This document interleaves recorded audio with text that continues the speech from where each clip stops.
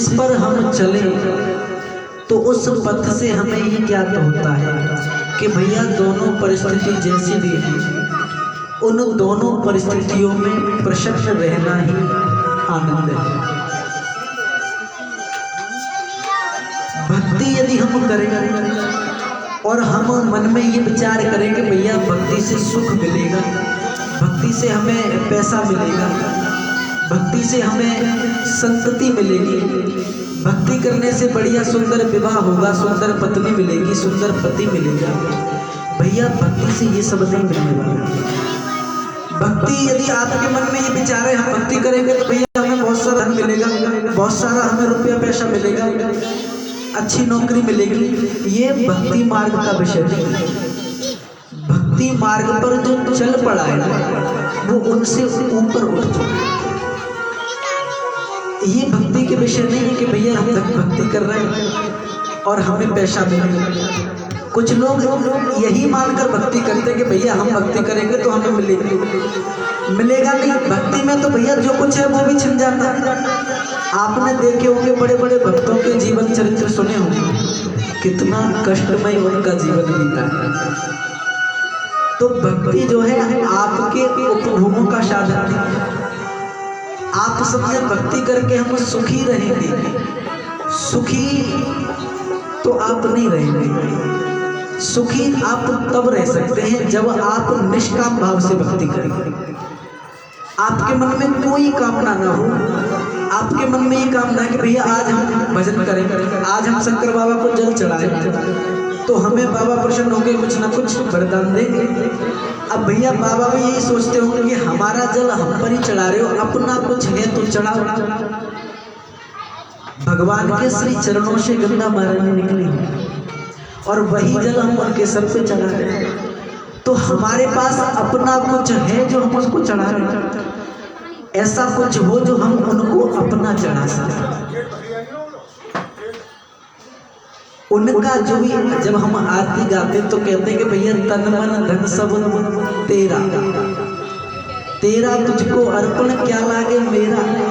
लेकिन जब उस तेरे की बात आती है तो मेरा, और कहने की बात आती है तो तेरा। भैया केवल कहने के लिए नहीं, मन से स्वीकार भी करना चाहिए। आप कितनी भी मुट्ठी बांध के रख लो, लेकिन वो एक दिन कितनी भी कस के मुट्ठी बांध के रख लो वो चला जाएगा। कितनी भी प्रिय वस्तु है आप बड़ी संभाल के रखें, वो चली जाएगी। या तो वो आपने कहीं गड्ढे में गाड़ के रख दी है, कहीं तिजोरी में संभाल के रख दी है, वो वही है लेकिन तुम चले जाओगे। कोई उसका कोई मतलब नहीं निकला, कोई फायदा नहीं निकला। इसलिए भैया जितनी भी वस्तु प्रिय से प्रिय वस्तु है वो तो आप गोविंद के चरणों में निवेदन करने का प्रयास करेंगे, तभी भक्ति प्रस्फुटित होगी। भक्ति जब गाढ़ी हो जाएगी ना तो आप उन संकटों से उबर के बाहर आएंगे। मन में ये विचार करके भक्ति की भैया मुझे सुख मिलेगा तो मैं करूं, तो नहीं कुछ मिलेगा। बस गोविंद को प्रसन्न करने के लिए आप भक्ति करेंगे तो वो आपको प्रसन्न करेंगे। आपने खुद के प्रसन्न रहने की कामना की। देखिए ध्यान में और प्रार्थना में क्या है, अंतर क्या है। जब हम ध्यान करते हैं, प्रार्थना करते हैं, मंदिर में गए भैया पहुंचे, दर्शन किए, दर्शन तो कम कर रहे हैं लेकिन मन ही मन में कुछ न कुछ मांग रहे हैं, ये मिल जाए वो मिल जाए, और ये मिल जाए तो ये कर दो, तो ये मिल जाए तो ये कर दो। मंदिर में पहुंचे, हम मांग रहे हैं अपने दुखों की आप बीती हम उनको बता दें। ये क्या हुई? ये हुई प्रार्थना। हम प्रार्थना कर रहे हैं गोविंद आज हमारी ये हालत हो गई है, आप हमें देख नहीं रहे हो, इतने कष्ट में जीवन बीत रहा है, क्यों हम पर दया नहीं होती? ये प्रार्थना है प्यारे। मंदिर में पहुंचे, गोविंद के पास जब पहुंचते हैं बिल्कुल शांत चित्त से बैठे हुए हैं, अपने मन की कुछ न कहना, अपने मन की कुछ न कहना, केवल गोविंद क्या कहते हैं, गोपाल क्या कहते हैं, उनकी सुनना, बड़ा ध्यान लगा करके सुनना, एक प्रतीति करना, महसूस करना। जब महसूस करके कि कुछ कहते हैं तो ये हुई समाधि, ये हुआ ध्यान। प्रार्थना अपनी कहना और भैया ध्यान उनकी सुनना। तो प्रार्थना करने में आनंद नहीं। प्रार्थना जब करते हैं तो रोते तो हैं भाई, रोने के अलावा कुछ है तो प्रार्थना करने में रोना है, लेकिन ध्यान करने में आनंद है। ध्यान करना एक समाधि के समान है। जब हम ध्यान करते हैं ना तो उस ध्यान में सबसे पहले उस मोहिनी मूर्त का दर्शन हो जाता है।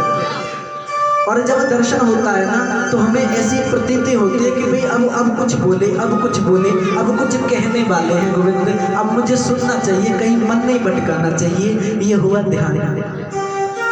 तो बड़े ध्यान के साथ जब आप गोविंद की सुनेंगे, भक्ति मार्ग की बात है। प्रार्थना तो हर कोई करता है, अपने दोषों को, अपनी गलतियों को भैया दूसरे पर कौन नहीं थोपता। अपने दोषों को दूसरे पर थोपते, अन्यस्य दोष गुणयुक्त नवाशम, अपने दोष नहीं देखते, दूसरे में छोटा सा भी यदि कुछ दोष है तो वो दिख जाता है। तो ये जो दोष दूसरे का दिख गया है ना, वो दोष उसका नहीं, फिर आपका होगा। आपने किसी व्यक्ति में दोष देखा तो वो आपके अंदर प्रवेश हो जाता है। आपने किसी व्यक्ति के अंदर गुण देखा तो गुण आपके अंदर प्रवेश हो जाता है। इसलिए प्रयास ये करना चाहिए कि भैया हम किसी के दोष न देखें। भगवान ने जितनी भी मूर्तियां बनाई हैं, जितने भी जीव बनाए हैं, हर जीव में यदि दोष है तो कहीं ना कहीं गुण भी है। हर व्यक्ति में कोई ना कोई विशेष गुण होता है, लेकिन हमारी दृष्टि ऐसी दूषित है कि हम उन गुणों को न देख करके वो दोष पकड़ते, और वो दोष हमारे जीवन में आने लगते हैं कि भैया इसका जीवन इतने आनंद से बीत रहा है, ये सब इतने कुकर्म करता है, तो हम क्यों ना करें। जब ये इतने आनंद से रह रहा है सारे काम करने के बाद, तो हम भी कर सकते हैं। इन दोषों से बचना है। यदि किसी का लेश को तो गुण ले लो प्यारे, दोषों को न लो। यदि आप उनके गुण लेंगे तो भैया उसको भी सीख मिलेगी कि भैया ये तो मेरी वस्तु इसके पास कैसे चली, तो वो भी आपकी कोई ना कोई गुण ढूंढने का प्रयास है। तो भैया भक्ति मार्ग में यदि चलना है, आप भक्ति कर रहे हैं और कह रहे हैं हमें सुख मिले, नहीं मिलेगा। आप निष्काम भाव से होकर के भक्ति करें, आप गोविंद को प्रसन्न करने के लिए भक्ति करें, तो आपके मन में स्वयं प्रसन्नता छा जाएगी, अंतर हृदय में स्वयं आनंद आने लगेगा। उस सुख और दुख की स्थिति से ऊपर उठ जाना, यही है भक्ति मार्ग।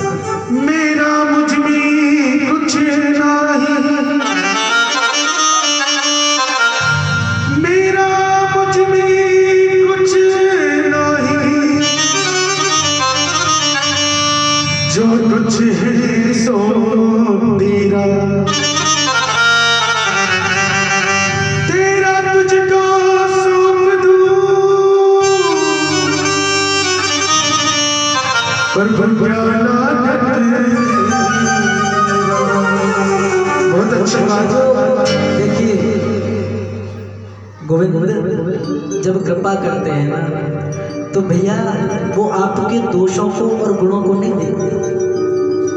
आपको तो आप बहुत बिल्कुल पापी हैं, हम सब पापी हैं, हम बड़े पुण्य आत्मा न समझे, हम पापी हैं, तभी हमें ये दोबारा मानव का शरीर मिला है, और कुछ ना कुछ पुण्य है इसलिए मिला है।